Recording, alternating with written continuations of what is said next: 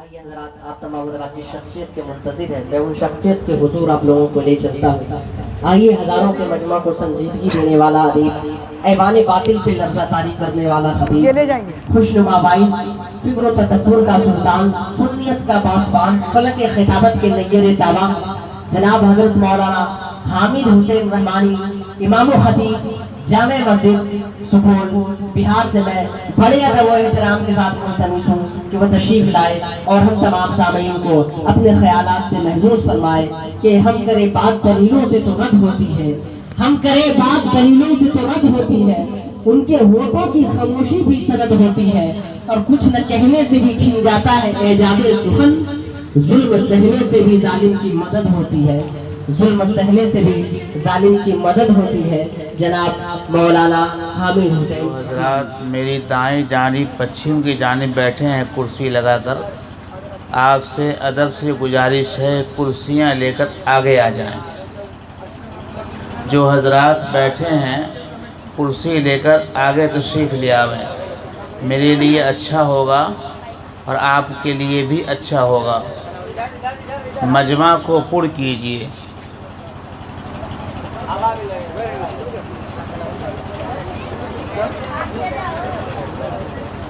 جہاں جگہ ملے بیٹھ جائیں۔ کافی دیر سے آپ حضرات دین کی بات سن رہے ہیں، نعت شریف کے ذریعے، تقاریر کے ذریعے۔ اب وقت بہت زیادہ ہو چکا ہے اور مسلسل میرا سفر رہا ہے۔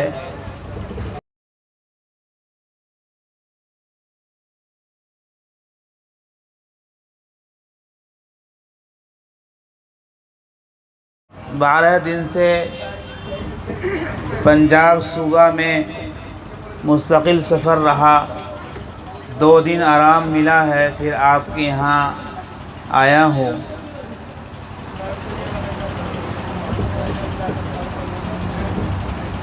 بات شروع کرنے سے پہلے آپ حضرات یہ بتائیں کتنی دیر سن پائیں گے آپ؟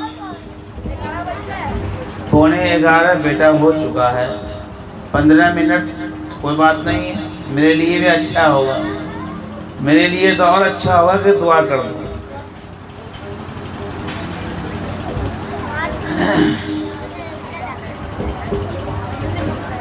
سب سے پہلی بات، جتنی بھی دیر اللہ توفیق دے گا کہنے کی، سننے کی، اور آواز جب تک ساتھ دے گی، میں کچھ باتیں آپ حضرات کے سامنے رکھوں گا حدیث و قرآن کی روشنی میں۔ سب سے پہلے آپ حضرات عہد کیجئے ہاتھ اٹھا کر صدق دل سے کہ ہم سب انشاءاللہ کہی ہوئی صحیح باتوں پر عمل کریں گے انشاءاللہ۔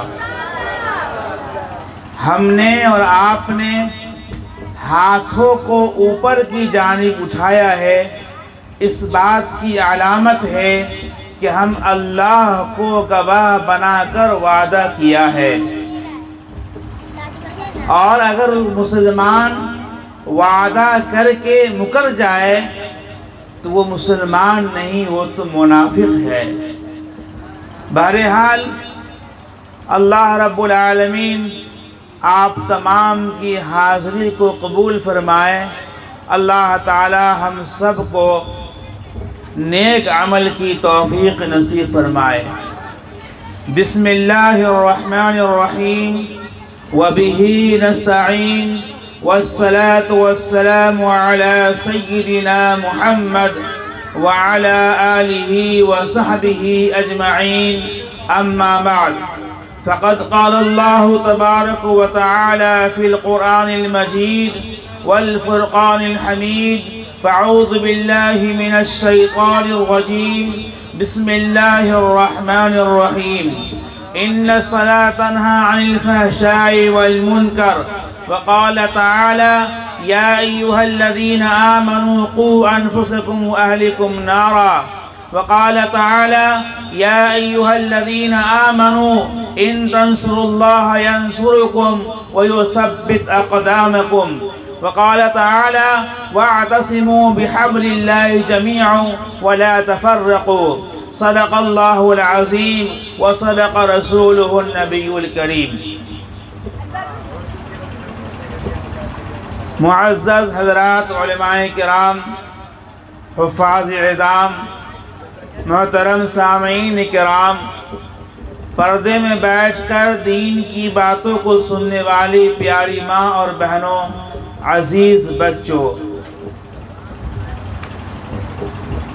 اللہ رب العالمین نے ہم سب کو ایمان کی دولت سے نوازا ہے.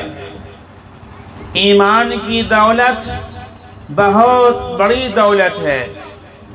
ایک صاحب ایمان سب کچھ کر سکتا ہے لیکن ایمان کا سودا نہیں کر سکتا. جس کے لب پہ لا الہ الا اللہ محمد رسول اللہ صلی اللہ علیہ وسلم جاری ہو گیا اور اس کے دلوں کے اندر یہ کلمے کی اہمیت پیوست ہو گئی، وہ انسان اللہ کے احکامات کو ٹھکرا نہیں سکتا، اللہ کے احکام کو پورا کرنے والا ہوگا. نبی اکرم صلی اللہ علیہ وسلم کی لائی ہوئی تعلیمات پر عمل کرنے والا ہوگا. میرے دوستوں، میرے بزرگوں، میں نے 3-4 آیات کا ذکر کیا ہے، پڑھا ہے، مختلف پاروں سے میں نے لیا ہے. میری کوشش ہوگی کہ میں ان آیات کی روشنی میں آپ حضرات کے سامنے اللہ جو توفیق دے گا، اللہ اپنے فضل سے ہم آپ کے حوالے کریں گے. میرے دوستوں، میرے بزرگوں، اللہ تعالیٰ نے ہم سب کو ایمان کی قیمتی دولت سے نوازا. ایمان کی اتنی بڑی قیمتی دولت سے بڑھ کر کوئی دولت نہیں ہو سکتی ہے. آج ایمان کی بدولت ہم اور آپ یہاں آئے ہیں. آواز گئی ہوگی آپ کے کان کے پردے تک، دلوں تک یہ بات ٹکرائی ہوگی. ایمان کی یہ طاقت ہے، ایمان کی بدولت. ایمان میں ہم داخل ہیں، مسلمان ہم کہلاتے ہیں. سر پہ ٹوپی رکھ کر، کرتا اور پیجامہ پہن کر اور وضو کر کر ہم پنڈال میں آئے ہیں کہ چلتے ہیں علماء کرام کا دیدار کریں گے، ان کے پیغامات کو ہم سنیں گے، ان کے پیغامات کو عملی جامہ پہنائیں گے. میرے دوستوں، میرے بزرگوں، یہ ایمان کی علامت ہے، یہ ایماندار ہونے کی دلیل ہے. اور یقین مانیے کل قیامت کے میدان میں یہ گھڑی ہمارے لیے اور آپ کے لیے ذریعہ نجات ہوگی. اسی طرح سے میرے دوستوں، بزرگوں، جب ہم اپنے کاروبار میں رہتے ہیں، ہم اپنے گھروں کے اندر رہتے ہیں، اللہ تبارک و تعالیٰ نے قرآن مجید کے اندر 700 سے زیادہ آیات نماز کے بارے میں ذکر فرمایا. نماز کے بارے میں آیت نازل ہوئی. اللہ کے رسول صلی اللہ علیہ وسلم کی زندگی کو اگر آپ تلاش کریں گے، اگر آپ ڈھونڈیں گے، آپ کی زندگی میں کبھی نماز فوت نہیں ہوئی. صحابہ کرام جب ایمان میں داخل ہوتے تھے، لوگ کلمہ لا الہ الا اللہ محمد رسول اللہ پڑھتے تھے تو آپ صلی اللہ علیہ وسلم سب سے پہلے اسے نماز سکھاتے تھے. اللہ کے رسول صلی اللہ علیہ وسلم کی تعلیم ہے کہ اللہ کے رسول صلی اللہ علیہ وسلم رات بھر نماز میں مشغول رہا کرتے تھے، جس کی وجہ سے آپ صلی اللہ علیہ وسلم کے پاؤں میں ورم ہو جایا کرتا تھا، پاؤں سوج جایا کرتا تھا. حضرت عامہ عائشہ رضی اللہ تعالیٰ عنہ فرماتی ہے کہ اللہ کے نبی صلی اللہ علیہ وسلم آپ اس طرح سے نماز کے اندر قیام کرتے ہیں، رات رات میں کھڑے رہتے ہیں، آپ کی نماز مکمل نہیں ہوتی ہے کہ بلال حبشی رضی اللہ تعالیٰ عنہ صبح کی آذان پکار دیا کرتے ہیں، اے اللہ کے نبی صلی اللہ علیہ وسلم، آپ تو معصوم ہیں، آپ تو بے گناہ ہیں، آپ سے اگر کوئی گناہ ہو بھی جائے تو اللہ رب العالمین نے آپ کے گناہوں کے معافی کا اعلان کر دیا ہے۔ اللہ کے نبی صلی اللہ علیہ وسلم نے فرمایا کہ اے عائشہ، میں اللہ رب العالمین نے ہمارے اوپر اتنے احسانات کیے ہیں کہ میں تمام نبیوں کا نبی ہوں، میں آنے والی تمام قیامت تک کے امتی کا نبی ہوں، میرے بعد کوئی نبی نہیں آئے گا۔ اگر کوئی نبی کا دعویٰ کرتا ہے، اگر کوئی نبی کا اقرار کرتا ہے، اگر کوئی نبی کو مانتا ہے تو وہ کافر ہے، دائرہ اسلام سے اس کی کوئی حیثیت نہیں ہے، وہ اسلام سے خارج ہے۔ محمد عربی صلی اللہ علیہ وسلم کو ماننے والا نہیں ہو سکتا ہے، اس کا ٹھکانہ جہنم ہے۔ اے عائشہ، اتنے بڑے بڑے انعامات اللہ رب العالمین نے مجھے نوازا ہے، تو میں کیا اللہ کا شکر گزار بندہ نہ بنوں؟ اللہ کا شکر گزار بندہ نہ بنو۔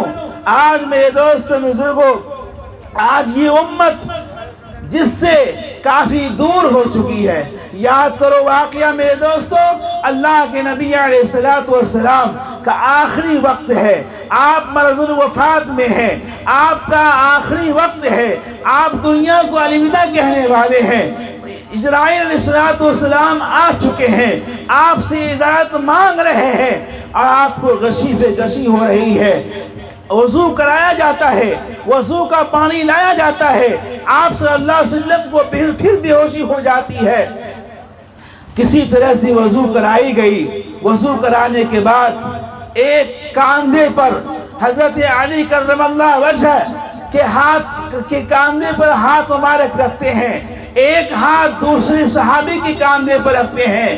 حضرت عائشہ رضی اللہ تعالیٰ عنہ فرماتی ہیں کہ میں نے اپنی ان آنکھوں سے دیکھا کہ اللہ کے نبی صلی اللہ علیہ وسلم کا قدم مبارک صحیح سے زمین پر نہیں پڑ رہا تھا، صحیح سے زمین پر نہیں رکھا جا رہا تھا، بخار کی شدت تھی، سر میں کافی درد تھا۔ آپ صلی اللہ علیہ وسلم اس حالت میں بھی مسجد جا رہے ہیں، نماز کی حالت، نماز پڑھنے کے لیے، نماز ادا کرنے کے لیے جا رہے ہیں۔ آپ صلی اللہ علیہ وسلم نے جب گئے مسجد، دیکھا کہ تمام کے تمام لوگ نیت میں ہیں، نماز کی حالت میں ہیں، اور حضرت ابوبکر صدیق رضی اللہ تعالی عنہ نماز پڑھا رہے ہیں، نماز پڑھا رہے ہیں۔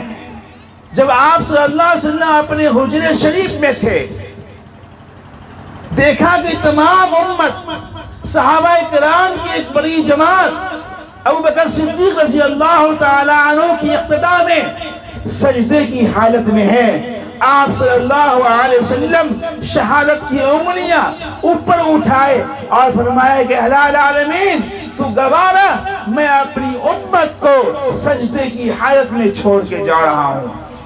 میرے دوستوں، میرے بزرگوں، مسلمانوں، اللہ کے نبی نے ہمیں اور آپ کو سجدے کی حالت میں چھوڑ کے گئے تھے۔ آج ہم کس حالت میں ہیں؟ اپنے آپ کو محاسبہ کر لیجئے گا، اپنے آپ کو دیکھ لیجئے۔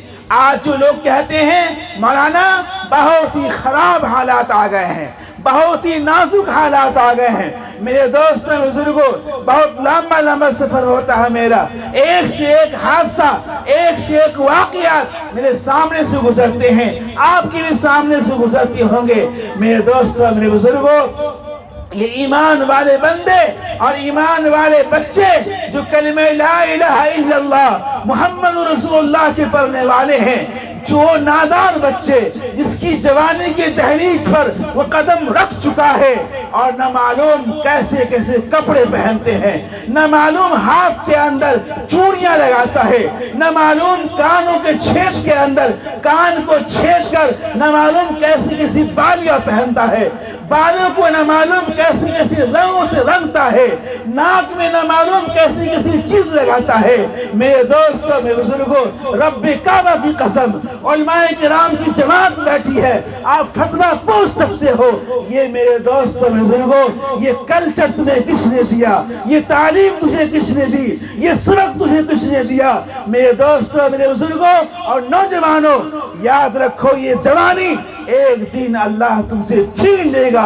ये जवानी चली जाएगी, बुढ़ापा आ जाएगा, बिस्तर पर तुम कराने लगोगे, बिस्तर पर तुम मर्ज में मुब्तला हो जाओगे।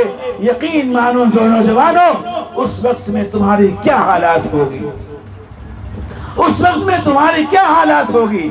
मेरे दोस्तों बुजुर्गों, आज लोग कहते हैं कि हालात बदल गए हैं, आज लोग कहते हैं मुल्क के हालात ठीक नहीं है। नहीं मेरे दोस्तों बुजुर्गों, हालात नहीं बदले, हम और आप बदल गए हैं, हम और आप बदल गए हैं। हमारे नौजवान बदल गया, हमारे घरों से बच्चियां बदल गई। आज न जाने आपने सुना होगा अखबारात के जरिए से, टीवी के जरिए से, उलमाए किराम के जरिए से, आज मुस्लिम बच्चियां गैर मुस्लिमों से शादियां कर रही हैं, शादियां कर रही हैं। क्यों? इसका मुजरिम कौन है, इसका कसूरवार कौन है, इसका सजावार कौन है? इसका कसूरवार उसके माँ और बाप है, उसके कसूरवार उसके जालिम बाप है, जो कि वो बाप अपने बच्चों को पैदा तो किया, परवरिश तो किया, लेकिन उस बच्चे को और उस बच्चियों को अच्छी तालीम नहीं दी। अल्लाह के नबी सल्लल्लाहु अलैहि वसल्लम ने फरमाया कि अगर कोई माँ और बाप अपनी बच्ची को, लड़की को पढ़ाता है, एक खानदान के पढ़ाने के बराबर सवाब मिलता है। और एक बच्चा को पढ़ाता है, एक लड़का को पढ़ाता है, तो एक फर्द को पढ़ाने के बराबर सवाब मिलता है। मेरे दोस्तों, मेरे बुजुर्गों और प्यारी माँ और बहनों, आपका मकाम बहुत ही बुलंद है, आपका मकाम बहुत ही ऊंचा है। आप अपने घरों को जीनत बनाइए, आप अपने घरों को जन्नत बनाइए। मुझे वाकई याद है 7 नवंबर 2019 को जब मैं आपकी सरजमीन पर इसी जगह आया था, मैंने माँ और बहनों को ये पैगाम दिया था कि आपका मकाम मर्तबा इतना ऊंचा है कि आप अपने घरों के अंदर हैं तो बहन की शक्ल में है, बेटी की शक्ल में है, दूसरे घर चली जाती है तो आप बीबी की शक्ल बन जाती है, माँ की शक्ल बन जाती है और भाभी की शक्ल बन जाती है। आपकी जिंदगी में तब्दीलियां आ जाया करती है, आपकी जिंदगी में चेंजिंग आ जाया करती है। मेरे दोस्तों, आज जो लोग कहते हैं कि औरतों को मकाम नहीं मिला, औरतों को मकाम नहीं मिला,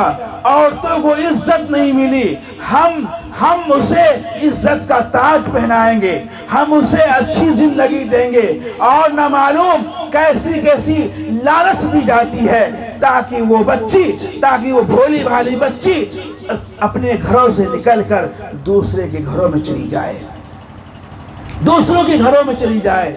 याद रखो वाकया अल्लाह के नबी सल्लल्लाहु अलैहि वसल्लम के आने के बाद, इस्लाम के आने के बाद, कुरान के आने के बाद औरतों को इज्जत मिली, औरतों को इज्जत मिली, लड़कियों की हिफाजत हुई।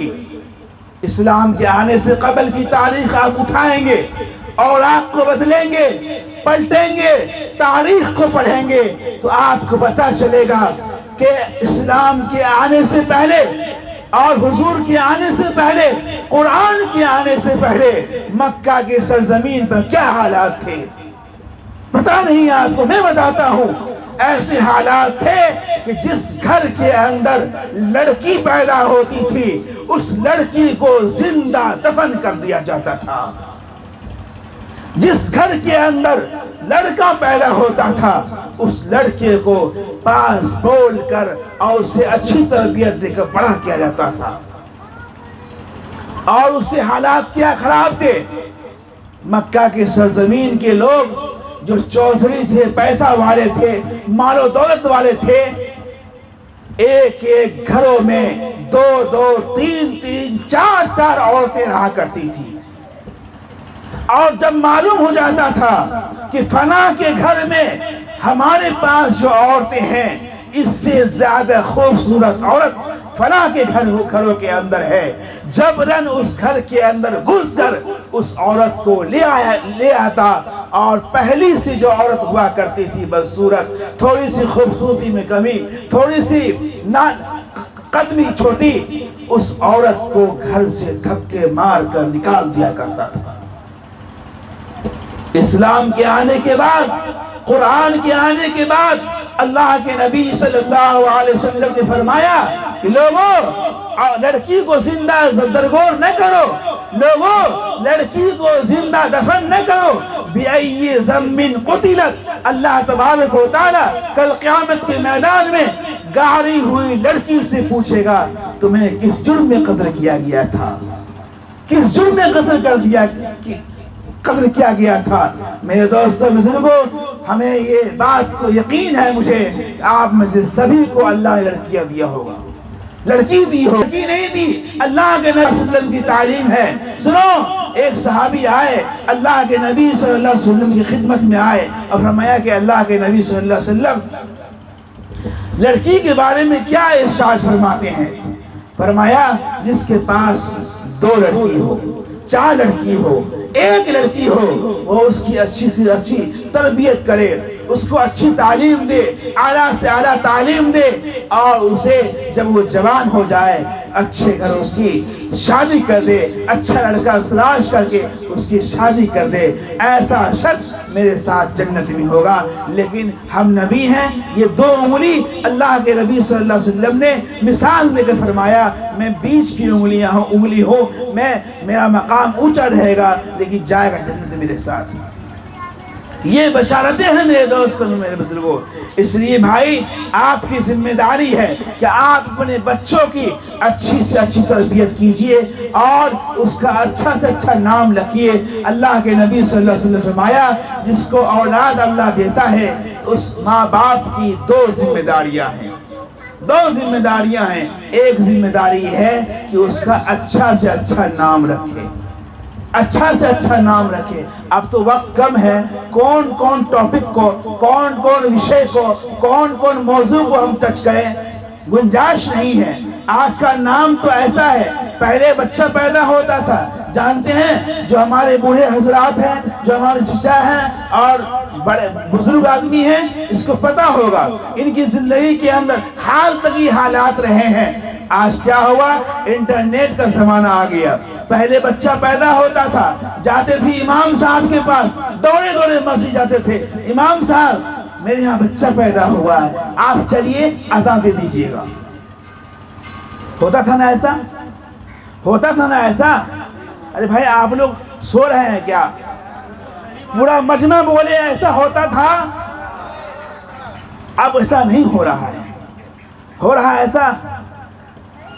ایمانداری سے بتاؤ مسلمانوں، ہو رہا ہے ایسا؟ نہیں ہو رہا ہے۔ اس لیے نہیں ہو رہا ہے کہ ہم اپنی کلچر کو، اپنی تعلیم کو، قرآن کی تعلیم کو، نبی کی ارشادات کو ہم بھولتے چلے گئے، ہم پیچھے ہٹتے چلے گئے۔ اللہ کے نبی صلی اللہ علیہ وسلم نے فرمایا جب تمہارے گھر بچہ پیدا ہو تو دائیں کان میں اذان دو، بائیں کان میں اقامت دو، ہے نا ایسا؟ دائیں کان میں اذان دو اور بائیں کان میں اقامت کہو، اور 7ویں دن اس کا اچھا نام رکھو، جس نام کا مطلب قرآن اور حدیث سے ثابت ہو، اور 7ویں دن اس کا عقیقہ کرو۔ آج ہمارے یہاں کیا حالات ہے؟ بچہ پیدا ہو ہاسپٹل کے اندر ایسے حالات بن گئے، آپ نہیں جانتے ہیں کہ دشمنان اسلام کا کیا مقصد ہے، گمراہ کرنے کا، مرتد بنانے کا کیا عزائم ہے۔ لالچ دی گئی کہ آپ کو جب ولادت کا وقت ہوگا آپ اپنے بچے کی ولادت ہاسپٹل کے اندر کیجیے۔ اب ہاسپٹل کے اندر جو بچہ پیدا ہوگا وہاں کہاں سے آئے گا مولوی اذان دینے کے لیے، کہاں سے آئے گا تکبیر کرنے کے لیے؟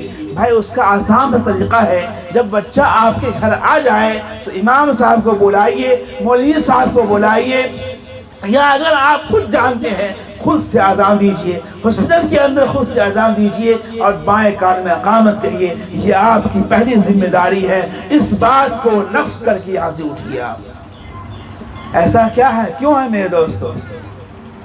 ایسا اس لیے ہے، غیر ملک کے اندر اس بات کا ریسرچ کیا گیا۔ کیا ریسرچ کیا گیا کہ مسلمان کے گھر میں بچہ پیدا ہوتا ہے تو اذان دی جاتی ہے، اس کا وجہ کیا ہے؟ سمجھ رہے ہیں میری باتوں کو؟ اس کی وجہ کیا ہے؟ ریسرچ کیا گیا۔ انگریز جو ہوتے ہیں نا، یہودی، دماغ کے بہت تیز ہوتا ہے۔ میں تفصیل میں نہیں جانوں گا اس لیے کہ وقت بہت زیادہ ہو چکا ہے، ورنہ میں بتاؤں گا کہ اس کا دماغ کیوں تیز ہوتا ہے، کیا کرتا ہے کہ دماغ تیز ہوتا ہے۔ ریسرچ کیا، کیوں ایسا کیوں ہے کہ اپنے مسلم بچے جب پیدا ہوتا ہے تو اس کے کان میں اذان دی جاتی ہے، وجہ کیا ہے؟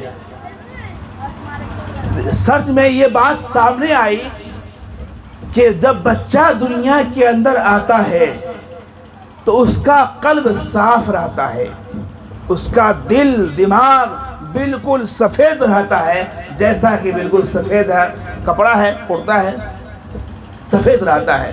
اور اس سفیدی پر اگر آپ تھوڑا سا بھی کسی چیز کا دھبا لگا دیں گے، وہ دھبا جلدی مٹے گا نہیں۔ مٹے گا نہیں، مٹے گا۔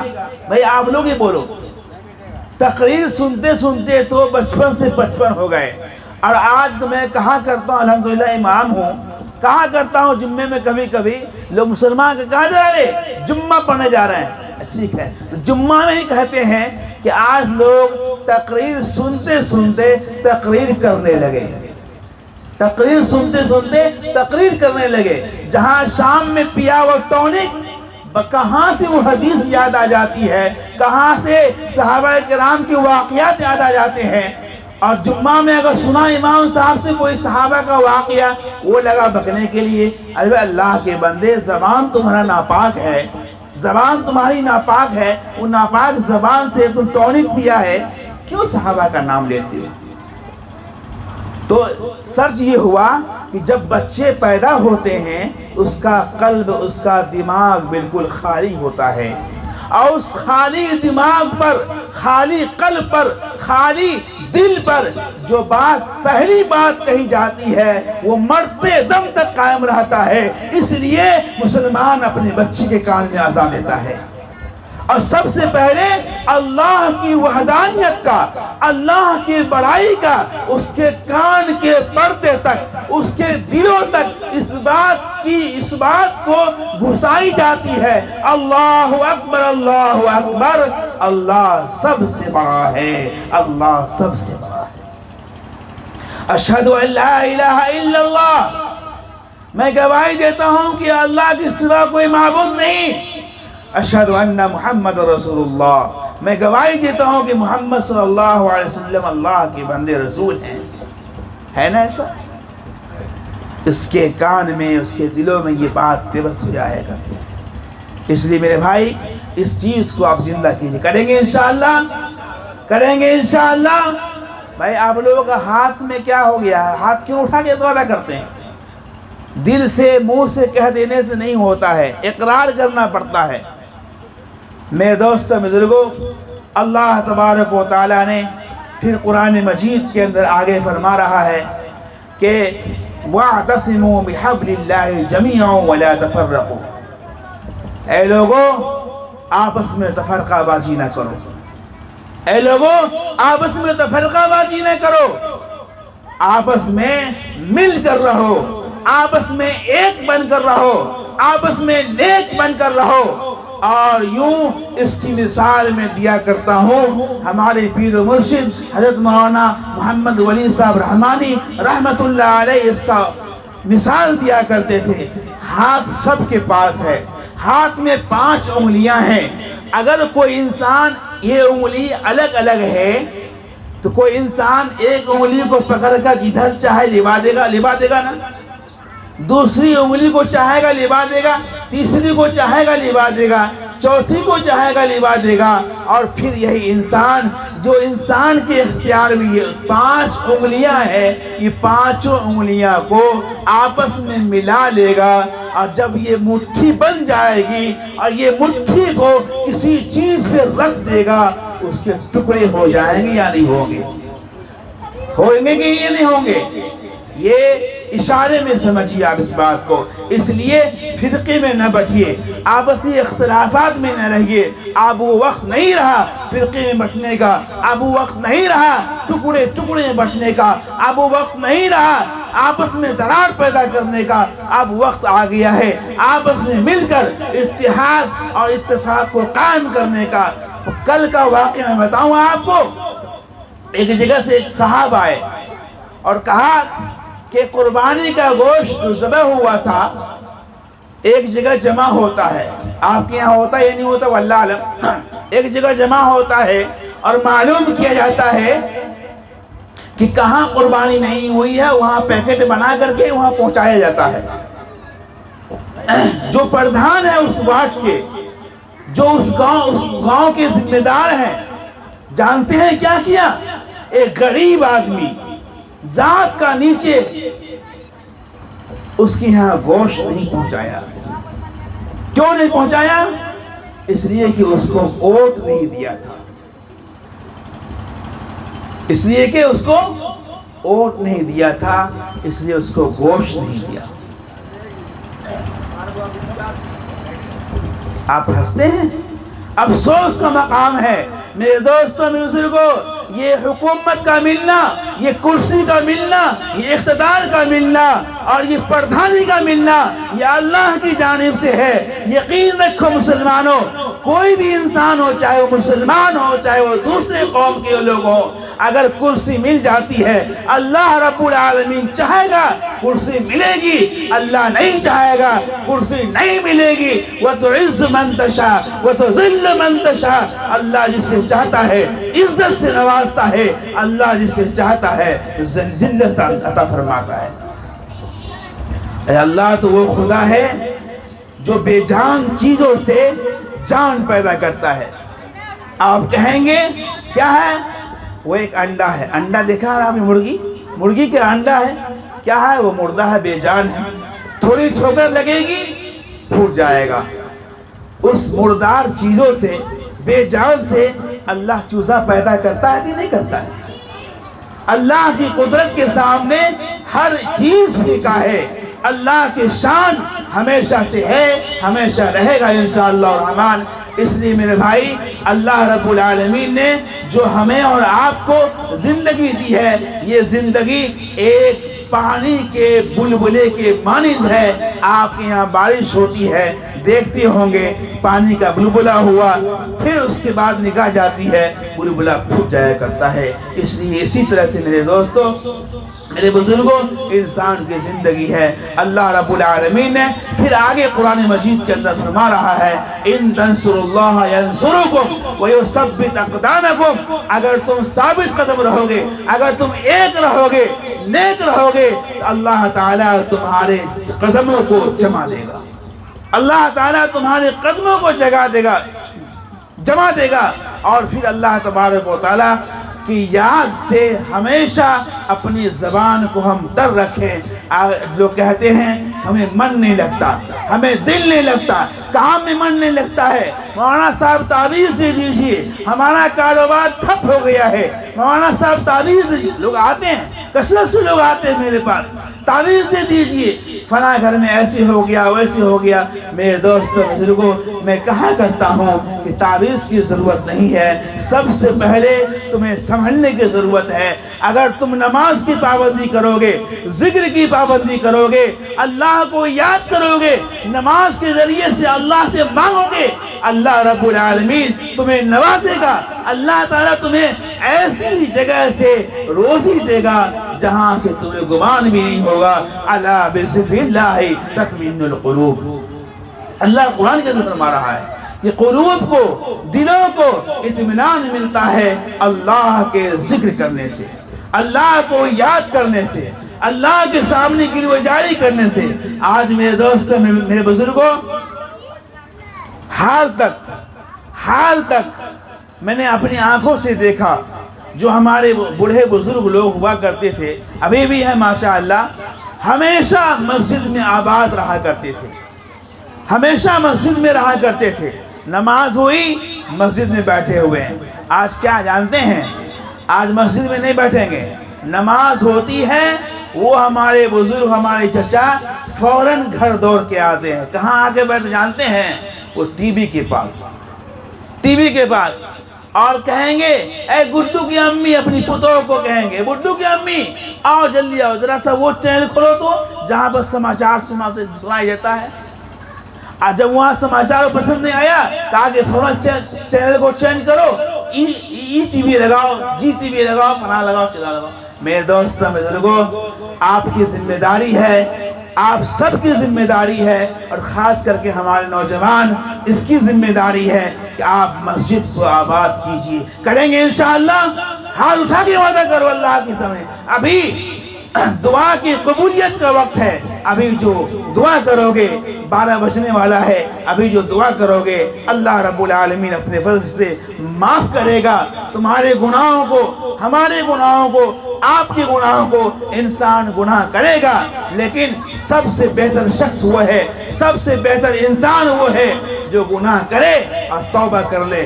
یمددکم اموال و بنین، تم میں سے بہتر شخص وہ ہے جو گناہ کرنے کے بعد توبہ کر لے، اور توبہ کرنے کے بعد جانتے ہیں کیا ہوتا ہے؟ توبہ کرنے کے بعد اللہ تبارک و تعالی مال میں برکت دیتا ہے، اللہ تعالی اولاد میں برکت دیتا ہے، اللہ تعالی رزق میں اضافہ فرماتا ہے، اللہ تعالی گھروں میں ایسی خوشیاں نصیب فرماتا ہے جہاں سے اسے گمان بھی نہیں ہوا کرتا۔ موسیٰ علیہ السلام کا واقعہ یاد آیا، میں واقعہ سنا کر میں اپنی باتوں کو ختم کروں گا۔ موسیٰ علیہ السلام کے زمانے میں بارش نہیں ہو رہی ہے، لوگ پریشان ہیں، بارش نہیں ہو رہی ہے۔ موسیٰ علیہ السلام کے میدان میں چلے گئے، اپنی قوم کو لے کر نماز استسقاء ادا کیا، اور تمام لوگوں سے فرمایا کہ دعا کرو اللہ رب العالمین سے بارش برسا دے۔ تمام کے تمام لوگ دعا کر رہے ہیں، وہ موسیٰ علیہ السلام بھی دعا کر رہے ہیں، جو نبی ہیں، اللہ سے بات کرتے ہیں۔ موسیٰ علیہ السلام دعا کر رہے ہیں، اللہ کے جانب سے القاء آتا ہے، اللہ کے جانب سے آرڈر آتا ہے کہ اے موسیٰ، آپ کی اس جماعت میں، آپ کی اس مجمع میں ایک ایسا شخص ہے جو گنہگار ہے، اس گنہگار کو اس مجمع سے نکالو، اس کے بعد میں بارش برساؤں گا۔ موسیٰ علیہ السلام سبوں سے کہہ رہے ہیں بھائی اللہ کے واسطے جو گنہگار بندہ ہے اس مجمع سے نکل جاؤ۔ تمام کے تمام لوگ پریشان ہیں، اللہ کی مخلوق پریشان ہے، اللہ اپنی رحمت کا بارش برسائے گا۔ اور جو گنہگار بندہ تھا اللہ کا، وہ دل توبہ کرنے لگا کہ الہ العالمین میں 40 سال سے تیرا گنہگار بندہ ہوں، الہ العالمین میں 40 سال سے گناہ کر رہا ہوں، اور میرے گناہوں پہ تو پردہ ڈال رہا ہے، آج میں اس مجمع سے نکل جاؤں گا، الہ العالمین تمام کے تمام لوگ مجھے دیکھ لیں گے، الہ العالمین تمام کے تمام لوگ مجھے ذلت کی نگاہ سے دیکھیں گے، عزت کی نگاہ سے نہیں دیکھیں گے۔ الہ العالمین اگر مجمع سے نکالے بغیر تو ہمارے گناہوں کو معاف کر سکتا ہے، ہمیں گناہوں کو معاف فرما دے۔ اور دل توبہ کرنے لگا، ابر لگنے لگا، بادل لگنے لگا، بارش ہونے لگی۔ موسیٰ علیہ السلام اللہ سے دریافت کرتے ہیں اے الہ العالمین ابھی تو کوئی مجمع سے نکلا نہیں۔ موسیٰ علیہ السلام نے فرمایا، اللہ تعالیٰ نے فرمایا کہ ابھی تو کوئی مجمع سے نہیں نکلا۔ موسیٰ علیہ السلام نے فرمایا اے الہ العالمین وہ کون ایسا بندہ ہے، اس کو وہ تھوڑا دکھا دے۔ موسیٰ اللہ تبارک نے فرمایا کہ نہیں موسیٰ، وہ 40 سال سے میرا نافرمان بندہ تھا، میں نے اس کے گناہوں پہ پردہ ڈالتا رہا، آج میں اسے ظاہر کر دوں گا۔ تو کیا چاہتا ہے؟ اس کے عیب کو تو ظاہر کرنا چاہتا ہے؟ نہیں بتاؤں گا۔ اس لیے میرے بھائی، اللہ رب العالمین غفور الرحیم ہے، گناہوں کو معاف کرنے والے ہیں۔ ایک پیغام تو میں یہ دیا کہ اپنے بچوں کے جب گھر کے اندر ولادت ہو اس کے کان میں اذان دی جائے، بائیں کان میں اقامت کہی جائے اور اس کا اچھا نام رکھا جائے، اس کی اچھی تربیت کی جائے۔ دوسرا پیغام یہ دینا چاہتا ہوں کہ آپ نماز کی پابندی کیجئے۔ حالات اتنے خراب آ گئے ہیں کہ مسلمانوں کا جینا مشکل ہو گیا ہے۔ مسلمانوں کے پاس ایک ہتھیار ہے، وہ ہتھیار نماز ہے۔ نماز کے ذریعے سے دعا ہے، اللہ کے سامنے گروے جاری ہے، اللہ کے سامنے رونے دھونے سے اللہ تبارک و تعالی مسلمانوں کے اندر رعب عطا فرماتا ہے۔ اور میرے دوستوں بزرگوں، ایک بات اور میں صاف کر دوں، ابھی یہ بات آئی تھی یکساں سول کوڈ کے بارے میں۔ وہ کیا ہے میرے دوستوں بزرگوں؟ ہر مذہب کے ماننے والے کے پاس اپنا لا ہے، اپنا لا ہے۔ ہمارے پاس مسلم پرسنل لا بورڈ ہے۔ حکومت چاہ رہی ہے کہ یہ بورڈ ختم ہو جائے، یہ بورڈ ختم ہو جائے۔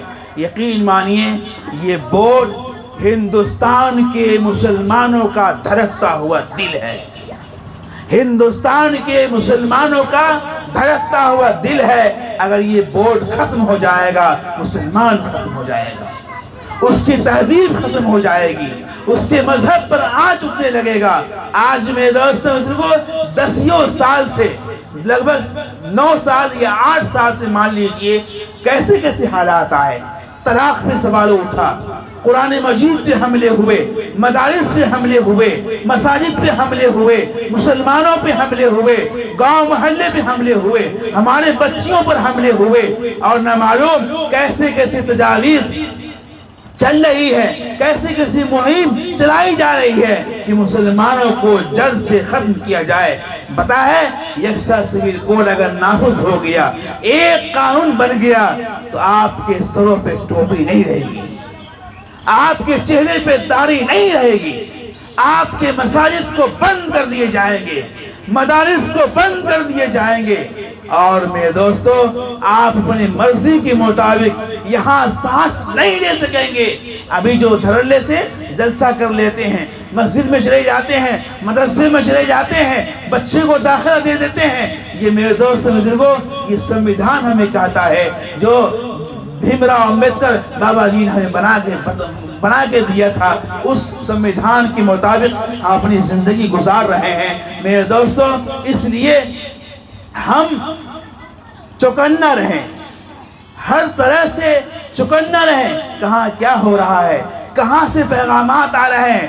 اگر منبر و محراب سے کوئی پیغام دیا جا رہا ہے، ہمارے بزرگان دین جو پیغام آپ کو دے رہے ہیں اس پیغام پر عمل کرنے والے بنے۔ یہی 3 پیغام تھے، آپ کے حوالے کیا۔ اللہ سے قوی امید ہے اللہ تعالی ہم سب کو ان کہی ہوئی صحیح کلمات پر عمل کی توفیق نصیب فرمائے۔ اللہ تعالی ہم سب کو قبول عطا فرمائے۔ جو یہ مجمع کو اور جو یہ انتظام کو سوارے ہیں، رچائے ہیں، سجائے ہیں، اللہ تعالیٰ ان کی زندگی میں خوشیاں نصیب فرمائے۔ جو اس میں حصہ لیے ہیں اللہ تعالیٰ ان کے کاروبار میں برکت عطا فرمائے۔ اللہ تعالیٰ ہم سب کو صراط مستقیم پر چلنے والا بنائے، آمین یا رب العالمین۔ وما توفیق الا باللہ۔ السلام علیکم ورحمۃ اللہ۔